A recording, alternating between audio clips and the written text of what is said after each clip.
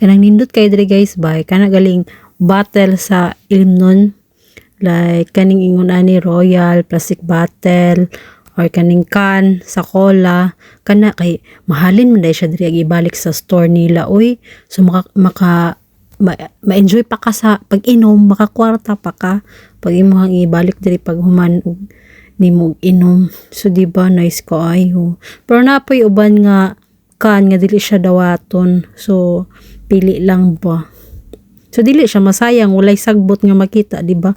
Di pare sa Pinas nga pag human og inom labog oy kay di naman mapuslan.